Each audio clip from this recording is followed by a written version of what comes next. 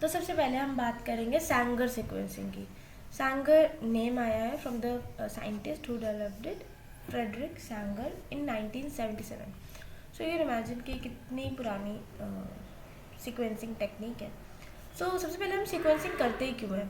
So that कि हमें जैसे डीएनए है हमारे, किसी भी ऑर्गेनिज्म से हमने डीएनए एक्सट्रैक्ट किया है from its serum, from blood, anything, तो हमें ब्लड मिलता है तो हम उसको सीक्वेंस करने के लिए कि उसके उसके पास क्या कंपोजिशन है, उसके ATGC इन सब का कंपोजिशन क्या है, कितना परसेंटेज है वगैरह, इन सब को निकालने के लिए, उन सब की नॉलेज गेन करने के लिए हम सीक्वेंसिंग करते हैं। टेक्निक को हम चेन टर्मिनेशन मेथड भी कहते हैं, क्योंकि इसमें जो अब हम इसकी जो प्रोसेस है उसमें हम लोग चेन को टर्मिनेट कर रहे हैं। हाँ, तो हम लोग सैंगर सीक्वेंसिंग की प्रोसेस के बारे में बात करेंगे।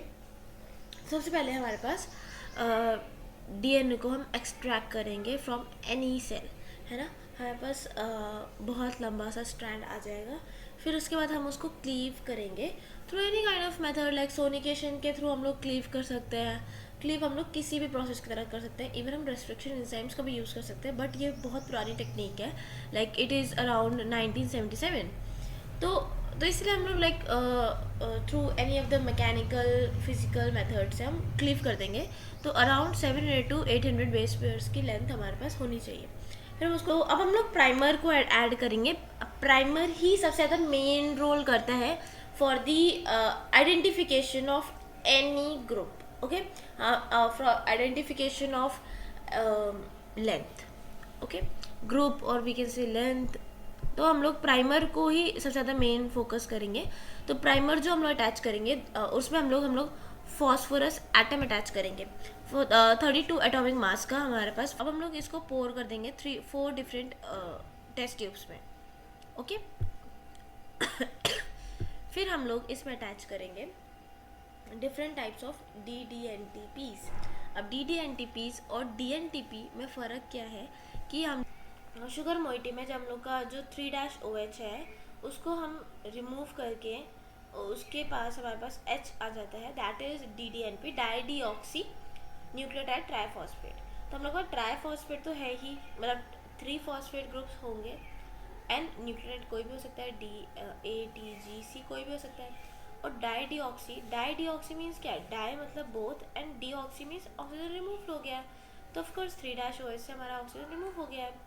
और DNTP दैट इज़ कि हमारे पास सिर्फ 2-OH से हमारा ऑक्सीजन ग्रुप रिमूव हो चुका है।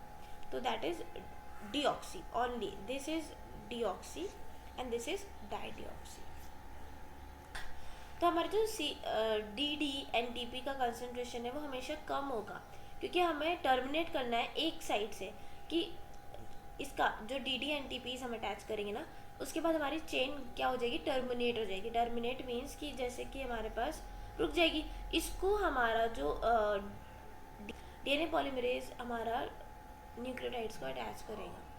अब DNA पॉलीमरेज इसको रिकॉग्नाइज ही नहीं कर पाता है ना, सिर्फ इसी को रिकॉग्नाइज कर पाता है, इसके OH ग्रुप पे अटैच होकर के ही चेन को सिंथेसिस करता है। ऑफ कोर्स हमारे पास यहाँ पे OH ग्रुप है, इसी को तो हमारा DNA पॉलीमरेज एंजाइम इसी को रिकॉग्नाइज करके हमारा चेन को आगे लेके जाता है, बट यहाँ पे हमारे पास OH ग्रुप ही नहीं है, तो किसको रिकॉग्नाइज करेगा? तो इसलिए हमारी चेन टर्मिनेट हो जाती है। तो चेन टर्मिनेट होगी at random position. Of course जैसे हमारे पास पहले तो हमारे पास 700 to 800 DNA की लेंथ आ गई थी, अब हमारे पास कोई भी कहीं पे भी रुक जाएगा। जैसे कि यहाँ पे जैसे हमारे पास अगर हम लोग CDDCTP की बात करें, तो यहाँ पे अगर C आ गया तो हमारा चेन यहीं पे टर्मिनेट हो गया, आगे की सिंथेसिस नहीं हुई। कहीं पे थोड़ी जगह पे ही आ गया, यहीं पे आ गया, आगे की चीज़ें सिंथेसिस ही नहीं हुई।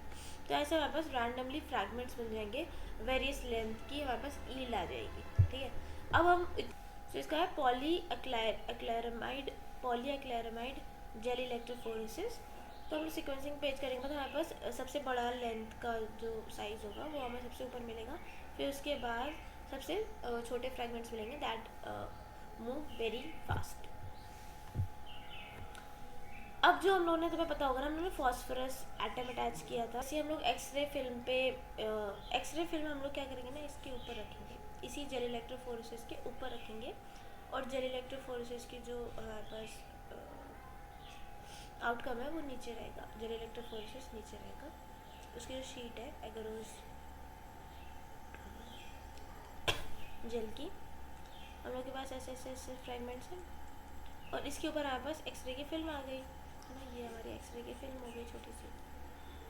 तो क्या होगा, ये जो हमारे पास हम लोग जब इसको एक्सपोज करेंगे है ना, इसके ऊपर हम लोग ई एम वेव्स डालेंगे, ई एम वेव्स डालेंगे, तो ये क्या करेगा, ये हमारे बीटा, इसका बीटा डीके होगा।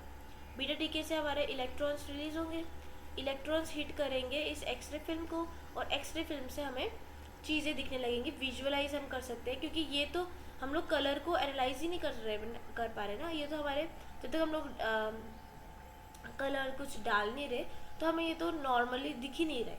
तो to only to visualise we added radio labelled phosphorus atom. और ये हमारी सबसे पुरानी मेथड थी, सॉरी, ये हमारी सबसे पुरानी मेथड थी ना, तो यहाँ पे हम लोग फ्लोरेसेंस डाई और इन सब की बात ही नहीं कर रहे हैं, ये सब बाद में आया। ये हमारा आता है मॉडर्न सैंगर सीक्वेंसिंग की बात आ जाती है, ठीक है। ये क्योंकि ये हमारा सबसे ओल्डेस्ट मेथड है, तो यहाँ पे हम लोग ऑटो रेडियोग्राफी ही करते हैं, और ऑटो रेडियोग्राफी ऐसे होती है। और यही हमारी सबसे पुरानी, क्योंकि ये हमारे 1977 में आई थी, तो इसीलिए ये हमारी सबसे पुरानी oldest first automated and commercialised method है। तो इसके बाद ही हमारी फिर सारी चीज़ें न्यू चालू हुई आना, वो आप आगे मैं पढ़ाऊँगी। ओके, तो सैंगर सीक्वेंसिंग हमारी सबसे ओल्डेस्ट मेथड था सीक्वेंसिंग करने का। तो इसके ना लिमिटेशंस भी काफ़ी है, क्योंकि अब ये ओल्डेस्ट है, 1977 में बनी थी कब, फ्रेडरिक सैंगर के थ्रू। तो इसके लिमिटेशंस हैं, जैसे कि ये बहुत लॉन्ग लार्ज डीएनए को नहीं अच्छे से सीक्वेंस कर पाता है। इसके लिए रिक्वायर हमेशा 700 से 800 बेस पेयर्स ही रहेंगे। इससे ज़्यादा होंगे तो फिर वो इनसफिशिएंसी ले आएगा, इनएफिशिएंसी ले आएगा। इसकी क्वालिटी थोड़ी सी पुअर होती है, क्योंकि ऑफ कोर्स कैसे क्वालिटी इसकी पुअर है।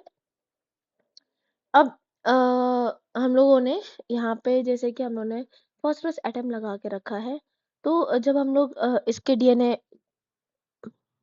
जेल इलेक्ट्रोफोरेसिस भी कर दिया हमने, इसके बाद हम लोग क्या कर रहे हैं, एक्सरे फिल्म अटैच कर रहे हैं, और उसके बाद हम लोग एनालाइज कर पा रहे हैं, उसके बाद हम लोग देख पा रहे हैं, विजुलाइज कर पा रहे हैं। तो वो थोड़ी पुअर बनाता है उसको, उसके क्या पता कुछ बैंड्स हैं जो बहुत आस पास पास हो, है ना, उसको हम एनालिसिस नहीं कर पाए अच्छे से, तो इसलिए इसकी क्वालिटी पुअर हो जाती है। इसकी हाई कॉस्ट पर बेस, क्योंकि हम लोग जैसे कि तुमने देखा कि हम लोग हर एक एक टेस्ट ट्यूब में हम लोग DNTPs डाल रहे हैं, है ना, कितने महंगे होते हैं, एक्सपेंसिव होते हैं ये सारी चीजें, तो हम लोग बार बार डाल रहे हैं, फिर उतना पूरा वेस्ट भी तो हो जाएगा। हम फिर और डालेंगे, है ना, और फ्रैगमेंट्स बनेंगे, थोड़ा सा इस तरह करते करते ना हम लोग की कॉस्ट इसकी बढ़ जाती है। It is very expensive method. अब ये इनएफिशिएंट फॉर रिपीटेटिव मेथड्स, ये लिखा हुआ है। इसका एक और लिमिटेशन है। एक तो हो गया हाई कॉस्ट पर बेस की, लाइक पर बेस हम लोग अटैच करवा रहे हैं, उसके साथ हम लोग हर एक एक टेस्ट ट्यूब में डाल रहे हैं, तो ये एक्सपेंसिव हो जाता है, क्योंकि हम बेसिस डाल रहे हैं इसमें, है ना। और insufficient for repetitive region, suppose यहाँ पास एक डीएनए लेंथ है और उसमें बहुत देर तक ए ही आ रहा है, तो इसकी चलो इसके फ्रेगमेंट्स बन जाएंगे, एक इतना बड़ा होगा, एक इतना होगा, एक इतना होगा, एक इतना होगा, कितना होगा, और एक कितना होगा। बट इसका जब इसका जेल इलेक्ट्रोफोरेसिस करेंगे तो बहुत ऐसे ऐसे, मतलब बहुत लंबी सी प्लेन सी लाइन आएगी, और तुम्हें पता ही है कि एक एक बेस पेयर में कितना ही डिफरेंस होता है। आस पास है, हमें अच्छे रिजल्ट्स नहीं मिलते, पुअर रिजल्ट्स मिलते हैं अगर रिपीटेटिव रीजन्स आ जाते हैं तो। और require high quality pure DNA template.